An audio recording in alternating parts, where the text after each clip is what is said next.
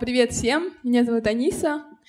Кто захочет потом пообщаться, можно на «ты» говорить. Я из Таджикистана, занимаюсь культурой. Для меня просто есть очень много инструментов, через которые можно передавать культуру, смыслы, через которые можно общаться с аудиторией и менять пространство вокруг нас. Средства, которыми я пользуюсь, это поэзия, это литература в жанре прозы, публицистика, фильм, который, кстати, режиссура, фильм у меня будет скоро показан завтра в 4 часа, обязательно приходите. То есть очень много есть инструментов и других, как фотография, которыми я пользуюсь для того, чтобы научиться передавать смысл, потому что каждый раз мы учимся, все творческие люди и те, кто уже работает в сфере медиа, в сфере культуры. Поэтому вот один из проектов, которым я занимаюсь недавно, мы его открыли, называется он «Медиа-лаборатория Диванаград». Дивана означает истина, божественное что-то, то есть это с санскрита переводится, и град означает город, то есть пространство, в котором мы находимся, да, более глубокий смысл, или «гард, иди». То есть такие смысловые координаты, которыми мы пользуемся, и направлены они на то, чтобы действительно вовлечь наиболее активное, правильное, нужное количество людей для того, чтобы менять наш мир, потому что, к сожалению, образование сегодня является очень дорогим, но, тем не менее, есть очень много возможностей для того, чтобы получить знания, и каждый человек, наверное, в своей жизни ищет учителя, поэтому и я тоже ищу учителя, и мы хотим создать пространство, которое будет учителем для самих себя. Один из проектов, о котором тоже хотелось бы кратко рассказать, это проект My Vision, Душанбинская резиденция кино, который мы делаем совместно с уже известным вам Адамдар. Тоже классная платформа, которая нам очень близка по духу.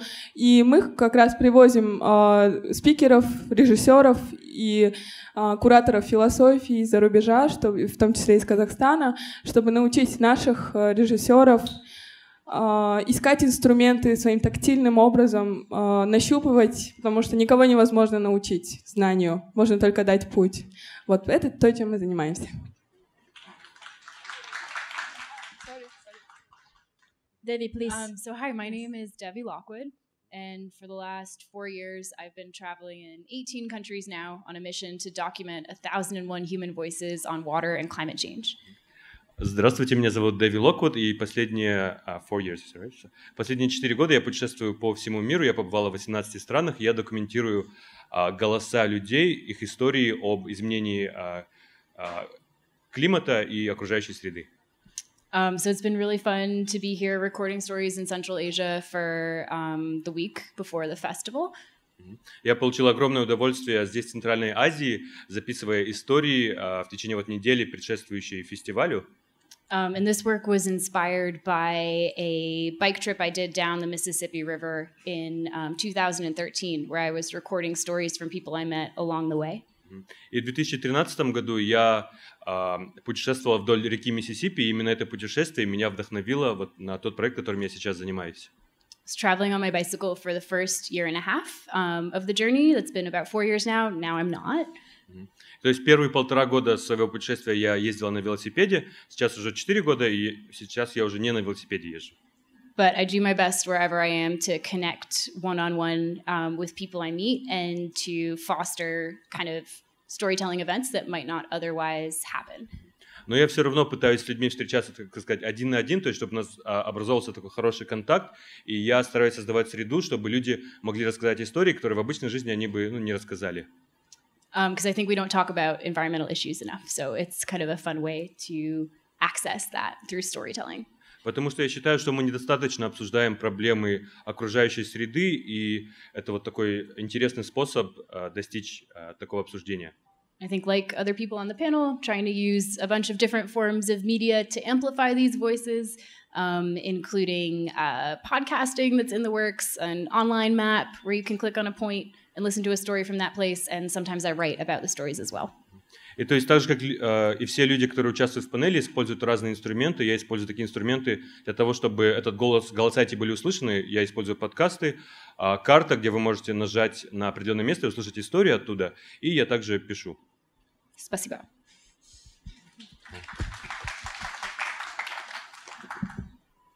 Добрый день, меня зовут Аида Сулова, я из Бишкека. В прошлом я художник, я работала по принципу «город — это моя комната», и все, что я делала, было связано с городским пространством. По сути, это были интервенции в сфере экологии, прав и так далее. Среди проектов, которые я делала и которые потом в итоге стали популярными и позволили мне отучиться за рубежом, это «Жил-был пакет», «Варежки», «Остановки» и так далее.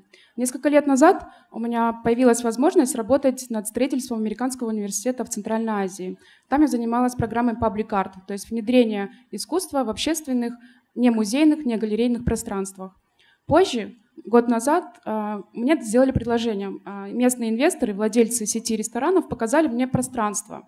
Это огромное такое промышленное пространство, которое они хотели превратить в пивнарь. Пивнарь — место, где люди пили бы пиво и танцевали. Но вместо этого я им предложила сделать культурный супермаркет, арт-центр, где люди могли бы также и пить пиво и танцевать, а также проводить выставки, лекции, семинары, воркшопы и так далее. Мне пришлось делать различные презентации, показывать уже существующие модели, например, как МОМА, Гараж, Челси Маркет и так далее. И также рисовать различные финансовые модели, чтобы показать, как это могло бы быть в жизни. В итоге наш центр открылся в сентябре прошлого года, и у меня есть видео, оно длится буквально 1,5 минуты, вы можете увидеть весь процесс от начала до конца. Можно видео?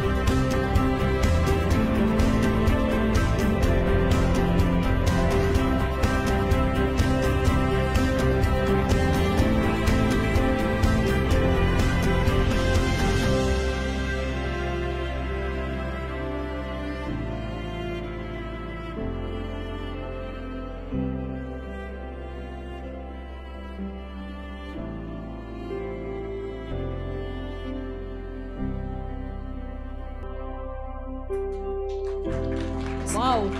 Бишкек, как всегда.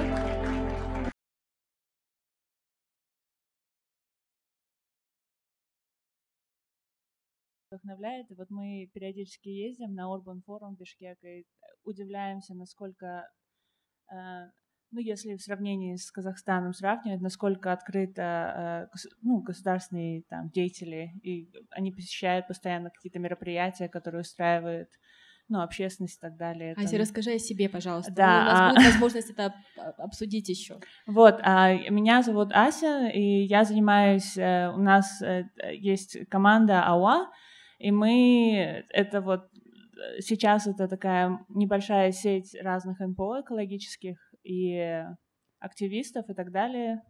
Ну, и вот наша, как бы, целью нашей является решение, ну вот, хотим чистый воздух в Алмате.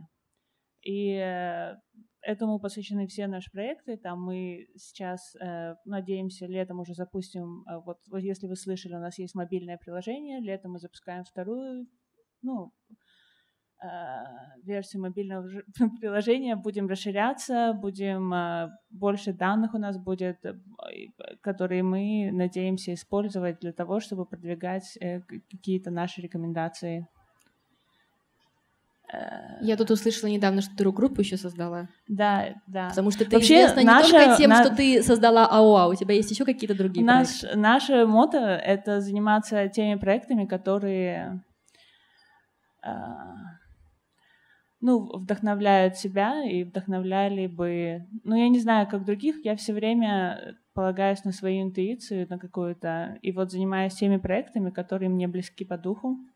И вот у нас есть проект АОА, и есть еще проект, называется «Мастерская дизайн мышления». Это мы с маленькими ребятами, с детьми, с молодыми людьми занимаемся, мы исследуем городскую среду и определяем какие-то проблемы, которые в городе есть, и пытаемся они сами придумывают решения, и потом мы эти решения вместе с ними создаем, строим какие-то вещи. Вот это наши проекты. Спасибо большое нашим спикерам. Мне кажется, все эти примеры очень вдохновляют. А на самом деле тема про то, что творческие сообщества меняют города, я думаю, что в Алмате, в Казахстане, в Центральной Азии достаточно свежее такое новое нечто. И насколько то, что делают ребята, поменяли их города, наверное, немножко рано судить. Потому что мы должны понимать, что на это должно уйти определенное количество времени. И таких проектов должно быть больше. Тогда мы увидим изменения намного быстрее, скорее всего, потому что все, что говорили ребята, это супер круто, это очень вдохновляет, но мы все понимаем, особенно те люди, которые работают в культурном секторе, что практически у Дэви, вероятно, будет своя история на эту тему, да, но так как мы говорим про Центральную Азию, мы понимаем, что все, что происходит в области культуры, делается, скорее всего, не благодаря, а вопреки. Все вкладывают очень много сил и возможностей своих, и даже, может быть, своих личных денег, а не инвесторских денег каких-то, или не грантов, и не спонсорских денег. Для того, чтобы... Кто-то работает вообще бесплатно, да, для того, чтобы делать, собственно говоря, то, что они делают. Но ситуация меняется, я думаю, что она меняется только к лучшему, и для того, чтобы потратить время продуктивно, я предлагаю нам сейчас я задам вопрос нашим спикерам, а потом попрошу, может быть, вас тоже выразить свое мнение, да, для того, чтобы творческие сообщества реально меняли города, потому что мы, в принципе, понимаем, да, как они могут менять города. С появлением вот таких проектов, да, меняется сознание людей, меняется пространство, инфраструктурно, появляется больше людей, у которых появляются разные более высокие запросы про качество жизни, да, когда люди начинают задумываться, каким воздухом мы дышим и так далее и тому подобное. Так вот, давайте, наверное, каждый из вас, ребята, скажите, пожалуйста, о чем бы вы мечтали, да, что бы вам нужно было бы для того, чтобы ваши проекты действительно смогли реально что-то поменять в городе. Инфраструктурно ли, для людей что-то изменить, да, без отпустите свою фантазию. Что бы вы хотели, если бы у вас была волшебная палочка? Кто-то может сразу хочет сказать. Ася, говори. Волшебная палочка, что должна сделать? Что тебе нужно для того, чтобы поменять город? Чего бы тебе хотелось? Мне кажется, нужно терпение. Мне кажется, здесь главное, что стало понятно с развитием проектов, что ничего не происходит сразу.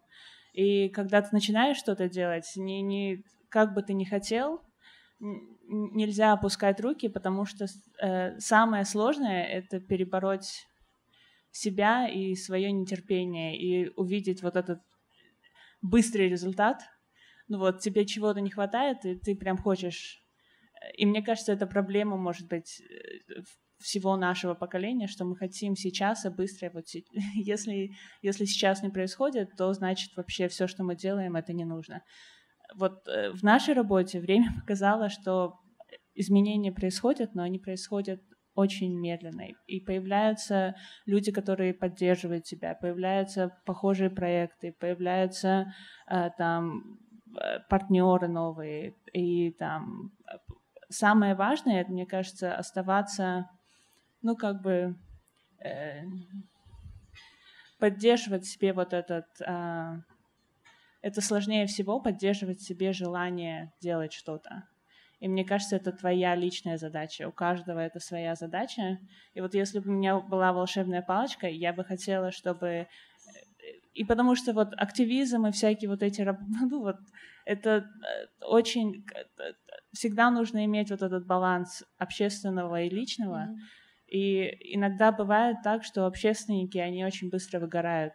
Ну, и там у них не остается никакого запала делать какие-то вещи. И вот со своей волшебной палочкой я бы хотела, ну, как бы дать им вот это мужество, что ли, и вот, и сказать, что все будет окей, только нужно вот время.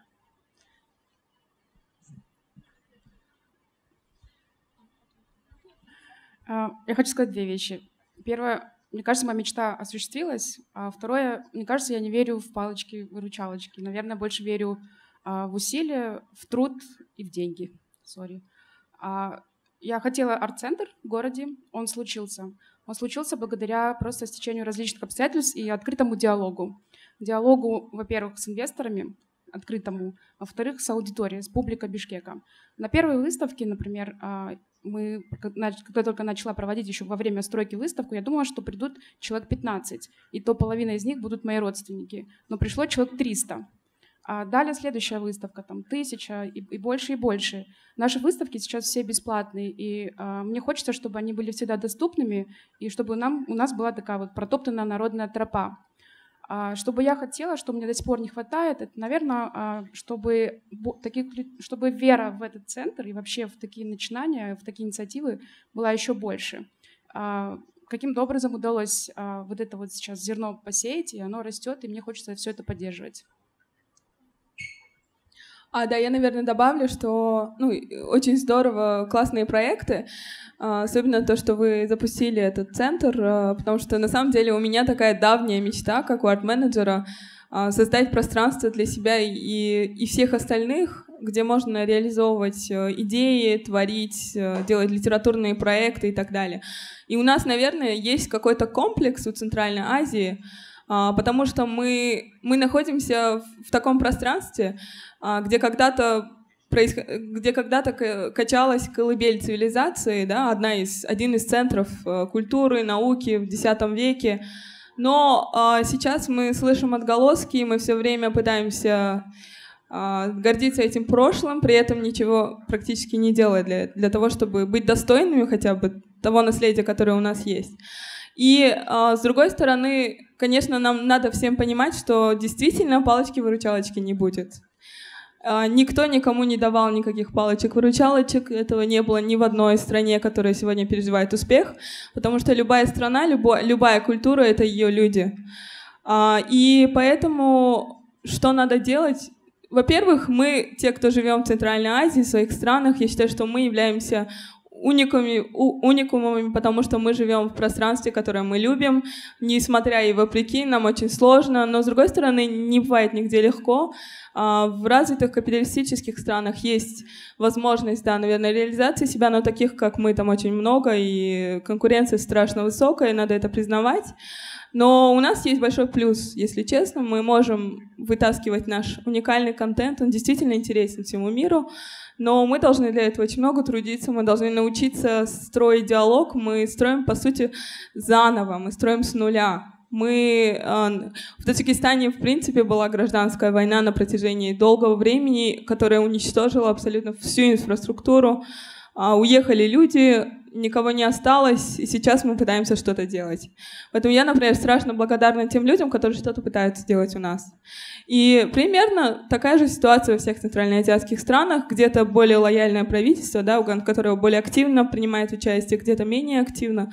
Но если мы хотим менять пространство вокруг себя, значит, надо это делать. Не надо никого ждать, не надо ждать спонсоров, не надо ждать грантодателей, а надо просто пытаться делать и понимать, что никому не будет просто. Если вы хотите это делать, потому что вы идете за какой-то великой идеей прежде всего сделать что-то для своих близких, для своих друзей, для своих детей. Если вы видите себя в этой стране, тогда никого не ждите и делайте. Проблем будет много, никто вам не будет помогать, но когда-то, если вы действительно будете активно пытаться стучаться в эту дверь, то кто-то там откроет и появится, ну, это на нашем опыте, да, появляются какие-то грантодатели, появляются посольства, которые пытаются помочь, которые хотят вложить деньги в нужные руки, да, и передать в эти возможности. Появляются какие-то бизнесмены, которые пытаются тоже помочь и сделать что-то для своей страны. То есть что-то будет, но вначале никто никому ничего не давал. Вот. Devi, what could you say? So I obviously can't speak for a Central Asian context because I'm American, but I would say one thing that I see in my own country in which we're seriously lacking is in environmental education. Ну, я, конечно, как американка за Центральную Азию не могу говорить, но в Америке, чего у нас не хватает в образовании, это информация про окружающую среду. And there's a big difference in terms of funding for schools. So oftentimes people who have better science education are coming from areas that are wealthier. И здесь, конечно, вопрос средств, которые получают школы. То есть обычно те люди, которые более образованы, у них больше научных знаний, они из регионов более обеспеченных. And this has kind of come to light the more I've spoken with people who are like quote unquote climate deniers. It tends to be because they don't trust science for some reason. И я в своем опыте все чаще встречаюсь с тем, что те люди, которые не верят в то, что климат меняется, в эти проблемы, что они существуют, они обычно из тех, из менее обеспеченных, может быть, менее образованных регионов. So with my magical wand, I would hope that there could be more equality in the quality of education, especially to do with science. И я бы своей волшебной палочкой сделала так, чтобы было больше равенства в качестве обучения. And to build on what everyone else was saying, I think that, there's no substitute for hard work in activism. И хочу добавить к тому, что все уже сказали, что нет никакой замены упорному труду и активизму. I fail all the time, but a friend of mine says, you keep failing forward. Я все время как бы спотыкаюсь и падаю, но мне друг говорит, спотыкайся и падай вперед. Супер, спасибо большое. Ну, как бы получается, что для того, чтобы нам менять города, нам не обязательно быть, в принципе, частью этого арт-сообщества. Да? Каждый из нас может начать с себя, и просто арт-сообщество, вероятно, более глубоко подходят к каким-то определенным проблемам, соответственно, у них получается более качественно сделать эти изменения. Спасибо огромное, у нас истекло время, я знаю, что у вас есть еще какие-то вопросы и комментарии, наши спикеры здесь, они никуда не уходят, я думаю, вы сможете с ними пообщаться. Большое спасибо, делайте свои проекты, маленькие, большие, не останавливайтесь, и удачи нам всем в нашем деле.